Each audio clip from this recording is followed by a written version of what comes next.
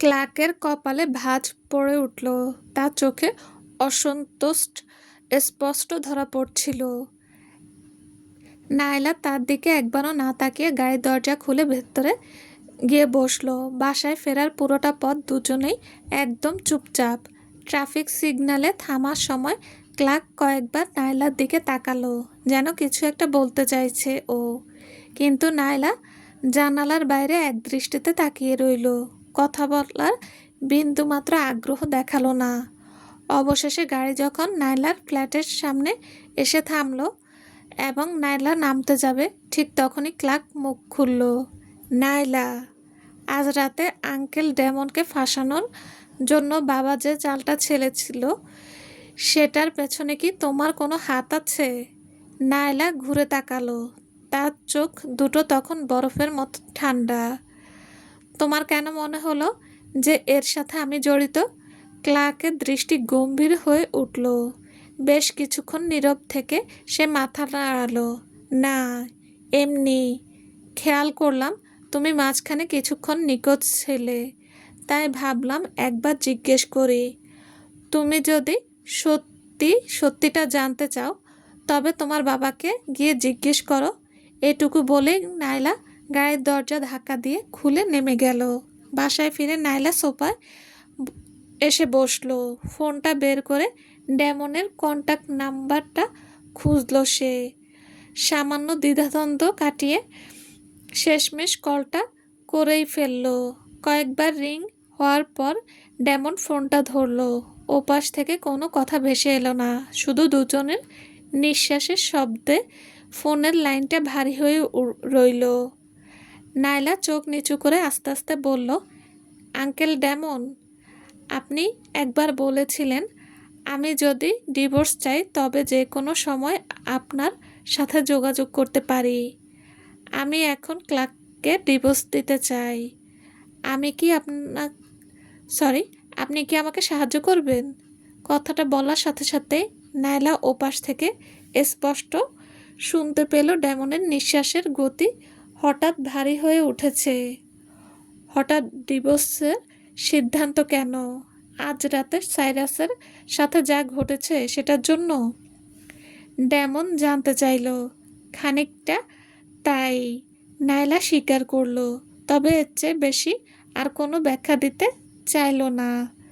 Demon কয়েক second চুপ করে নিচু গলায় জবাব দিল, আগামীকাল সকালে আমার অফিসে এসো। ফোনটা রেখে নায়লা 2 হাত দিয়ে চোখ ঢাকল এবং একটা দীর্ঘশ্বাস ছাড়ল। ডেমন যদি কোনোদিন জানতে পারে যে সে তাকে নিজের স্বার্থে ব্যবহার করছে, তবে হয়তো সে তাকে কখনোই ক্ষমা করবে না। কিন্তু ক্লার্ক আর সাইরাস তার সাথে এবং জেন্টস পরিবারের সাথে যা যা করেছে সেসবের কথা মনে হতেই নায়লার মুখের অভিব্যক্তি আবার শক্ত হয়ে উঠল। তাছাড়া ডেমনের কাছাকাছি থাকলে সাইরাসের ব্যাপারে তদন্ত করাটাও অনেক সহজ হবে। দিন শেষে সে কেবল নিজের স্বার্থটাই দেখছে। পরদিন সকালে নায়লা অন্য দিনের চেয়ে 1 ঘন্টা আগেই ঘুম থেকে উঠে পড়ল। আধ ঘন্টা ধরে বেশ মন দিয়ে সাজগোজ করলো এবং একটা ফিটেড ড্রেস বেছে নিল পরার জন্য। কোম্পানিতে পৌঁছে সে সোজা উপরের তলায় চলে গেল। সে যখন ডেমনের অফিসে ঢুকলো, ডেমন তখন কিছু ফাইল দেখার প্রস্তুতি নিচ্ছিল। নায়লাকে দেখে তার চোখের কোণে একটা অচেনা ভালো লাগার আভাস ফুটে উঠল। আজ সেজেগুজে এসেছো যে? ডেমন জিজ্ঞাসা করলো। নায়লা মুহূর্তের জন্য থমকে গেল, তারপর মাথা নেড়ে বলল, হ্যাঁ। ডেমন আর কথা বাড়ালো না। নায়লা যে তার জন্য নিজেকে এভাবে গুছিয়ে নিয়ে এসেছে, এই ব্যাপারটা তাকে মনে মনে বেশ আনন্দ দিল। নায়লা ডেমনের ঠিক সামনের চেয়ারটায় বসলো। ডেমন অবশেষে মূল কথায় এলো, তুমি ক্লার্কের থেকে ডিভোর্স নেওয়ার ব্যাপারে সিরিয়াস তো? হ্যাঁ, এই বিয়েটা আর টিকিয়ে রাখার কোনো মানে হয় না, নায়লা জবাব দিল। সে খুব ভালো করে জানতো যে নিজে ডিভোর্স চাইলে ক্লার্ক কখনোই রাজি হবে না। কেবল ডেমনের সাহায্য পেলেই এই ডিভোর্সটা কোনো ঝামেলা ছাড়া সহজে হওয়া সম্ভব। সম্পত্তির ভাগের দিক থেকে তুমি কতটা দাবি করতে চাও? ডেমন জানতে চাইল। নায়লা কিছুটা অবাক হয়ে তাকালো। তার চোখে মুখে বিভ্রান্ত। সে ভেবেছিল ডেমন হয়তো শুধু ডিভোর্সের ব্যাপারে সাহায্য করবে। সম্পত্তির ভাগাভাগি নিয়ে সে নিজেই যে কথা তুলবে তা নায়লা আশা করেনি। 50% পেলে তো খুবই ভালো হয়, আর যদি তা নাও হয় তাহলেও সমস্যা নেই। আমি শুধু ডিভোর্সটাই চাই। সে পরিষ্কার করে জানিয়ে দিল। ঠিক আছে, আমি বুঝতে পেরেছি। তুমি এখন আসতে পারো, ডেমন শান্ত গলায় বলল। ডেমনের এই শান্ত ভাব দেখে নায়লা খানিকটা ইতস্তত করে নরম গলায় বলল, আঙ্কেল ডেমন, আমি আগেও ওর সাথে ডিভোর্সের কথা বলার চেষ্টা করেছি, কিন্তু ও কোনোভাবেই রাজি হচ্ছিল না। ডেমন মৃদু হেসে চোখ বাঁকিয়ে নায়লার দিকে তাকালো। আমার ডিভোর্স করিয়ে দেওয়ার ক্ষমতা নিয়ে কি তোমার কোনো সন্দেহ আছে? নায়লা মাথা নাড়ল। আমি ঠিক ওটা বোঝাতে চাইনি। আমি শুধু বলতে চেয়েছি যে ডিভোর্সটা হোক বা না হোক, আপনার প্রতি আমি সত্যি অনেক কৃতজ্ঞ আঙ্কেল ডেমন। মুখে মুখে তোমার এই কৃতজ্ঞতা প্রকাশের কোনো প্রয়োজন আমার নেই, ডেমন উত্তর দিল। নায়লা চোখ তুলে ডেমনের সেই গভীর আর তীক্ষ্ণ দৃষ্টির দিকে তাকালো। এক মুহূর্তের জন্য এক অজানা অস্বস্তি তাকে গ্রাস করল, আর সে দ্রুত নিজের চোখ সরিয়ে নিল। তাহলে আপনি কি চান? সে জিজ্ঞেস করল। একবার তোমার আর ক্লার্কের ডিভোর্সটা হয়ে যাক, তারপর আমি তোমাকে বলবো আমি কি চাই, ডেমন জবাব দিল। নায়লা নিজের ঠোঁটটা কামড়ে ধরল। ঠিক আছে। ডেমনের অফিস থেকে বের হওয়ার পর অবশেষে সে স্বস্তির নিঃশ্বাস ফেলল। ডেমনের সেই ভারী ও তীক্ষ্ণ দৃষ্টির চাপটা যেন এতক্ষণে তার উপর থেকে সরল। ডেমন আসলে কী চাইতে পারে সে ব্যাপারে একটা আবছা ধারণা নায়লার মনে উকি দিচ্ছিল, কিন্তু যেহেতু সে আগেই নিজের মনস্থির করে ফেলেছে, তাই এর জন্য তাকে যে ত্যাগই স্বীকার করতে হোক না কেন সে আর অনুশোচনা করবে না। সে যখন লিফটের দিকে এগিয়ে যাচ্ছিল, ঠিক তখনই লিফট থেকে এরিনকে বের হতে দেখল। নায়লাকে দেখা মাত্রই এরিনের চোখ মুখ দুটো কুঁচকে গেল এবং তার মুখের হাসি এক নিমিষেই মিলিয়ে গেল। মিস নায়লা, আমি যদি ভুল না করে থাকি তবে এটা সিওর অফিস, আপনার ল্যাবরেটরি নয়, এরিন বাঁকা সুরে মন্তব্য করল। সে একজন মেয়ে হওয়ায় এরিন খুব সহজেই বুঝতে পারল যে নায়লা আজ একটু বেশি মন দিয়ে সাজগোজ করেছে। ডেমনকে প্রলুব্ধ করার জন্যই নায়লা হয়তো এভাবে সেজে এসেছে। এই ভাবনা আসতেই এরিন তার হাতের ফাইলগুলো আরও শক্ত করে চেপে ধরল। রাগে তার হাতের আঙ্গুলের গাঁটগুলো সাদা হয়ে উঠল এবং সে নায়লার দিকে ক্ষুব্ধ দৃষ্টিতে তাকিয়ে রইল। নায়লা একদম শান্ত রইল। মিস হোল, আমার মনে হয় না আমি আপনার অধীনস্থ কোনো কর্মচারী, তাই আমি কোথায় যাব আর না যাব সেটা আপনার মাথা ব্যথার হওয়ার কারণ উচিত নয়। এরিন উপহাসের হাসি হাসল। আমি শুধু আপনাকে মনে করে দিতে চাইছিলাম যে আপনি ক্লার্কের স্ত্রী এবং ডেমনের ভাগ্নে বউ। নিজের সীমানা মনে রাখলে আপনার জন্যই ভালো হবে। সেটা আমাকে মনে করিয়ে দেওয়ার জন্য আপনার কোনো প্রয়োজন নেই, নায়লা কড়া জবাব দিল। লিফটে ওঠার সময় নায়লা ঘুরে এরিনের দিকে তাকিয়ে বলল, মিস হুল, অন্য কারো পেছনে লুকিয়ে থেকে ষড়যন্ত্র করলে যে পার পেয়ে যাওয়া যায় এমনটা ভেবেন না। পাপের পথ যত দীর্ঘ হোক না কেন, একদিন না একদিন তার ভয়ানক পরিণতি সামনে আসবেই। কথার মানে কি? এরিন মুখের ভাব চট করে বদলে দিল। সে বুঝতে পারল যে নায়লা আসলে ভ্যালেরির বিরুদ্ধে জ্যাকলিনের চক্রান্তের দিকে ইঙ্গিত করছে। লিফটের দরজা বন্ধ হয়ে যাওয়ার নায়লার সেই ঠান্ডা ও গম্ভীর দৃষ্টি আর দেখা গেল না। এরিন নিজেকে শান্ত করতে একটা দীর্ঘশ্বাস নিল। নায়লার মনে যতই সন্দেহ থাকুক না কেন, তার কাছে কোনো প্রমাণ থাকা অসম্ভব। এখন এরিনের একটা মাত্র লক্ষ্য হওয়া উচিত, ডেমনকে নিজের প্রেমে ফেলা। একবার তাকে বিয়ে করতে পারলে নাইলাকে এক তুড়িতে কুপোকাত করা তার জন্য কোনো ব্যাপারই হবে না। সেদিন সন্ধ্যায় অফিস থেকে শেষ করে নায়লা তার বাবা হ্যারিসনকে দেখতে হাসপাতালে গেল। সে যখন কেবিনের দরজার কাছে পৌঁছালো, ভেতর থেকে ঝগড়ার আওয়াজ শুনতে পেল। সে দ্রুত দরজা ধাক্কা দিয়ে ভেতরে ঢুকলো এবং সেখানে জর্ডিনকে দাঁড়িয়ে থাকতে দেখে ভীষণ চমকে গেল। জর্ডিন, তুমি এখানে কি করছো? নায়লা তীব্র গলায় জানতে চাইল। তার চোখ দুটো সরু হয়ে এলো। ঘরের সবাই একযোগে তার দিকে তাকালো। জর্ডিনের মুখের উপহাসের হাসি আর চড়া হলো। মিস জেনসন, আমি তো শুধু মিস্টার জেনসনকে একটু দেখতে এসেছিলাম।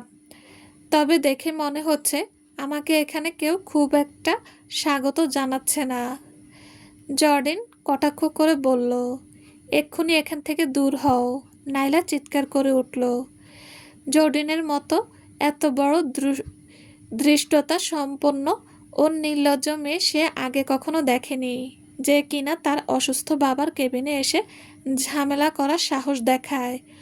জর্ডেন তার দিকে কৃত্রিম করুণার চোখে তাকিয়ে বলল, নাইলা, আমি যদি তোমার জায়গায় হতাম তবে ক্লার্ককে অনেক আগেই ডিভোর্স দিয়ে দিতাম।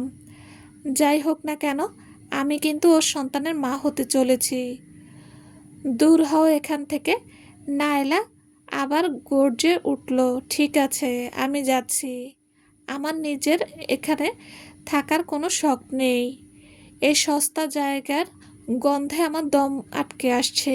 জর্ডিন নাকের সামনে হাত নাড়িয়ে দুর্গন্ধ তাড়ানোর ভান করতে করতে বেশ আয়েশ করে বলল। আর একটা কথাও না বাড়িয়ে সে নাইলাকে পাশ কাটিয়ে ঘর থেকে বেরিয়ে গেল। নাইলা হাসপাতালের বিছানায় শুয়ে থাকে হ্যারিসনের দিকে তাকালো। বাবার চোখের দিকে তাকানোর সাহস পাচ্ছিল না সে। মনে হচ্ছিল পাছে বাবার চোখে কোনো রকম চরম হতাশা দেখতে পায়। বাবা, রেইন, আমি সত্যি দুঃখিত। আমি জানতাম না যে ও এখানে এসে এভাবে সিং ট্রিট করবে। বাবা, দয়া করে তুমি মন খারাপ করো না। তোমার শরীরটা ভালো থাকা সবচেয়ে জরুরি। সে প্রায় অনুনয় করে বলল। হ্যারিসন একটা দীর্ঘশ্বাস ফেললেন।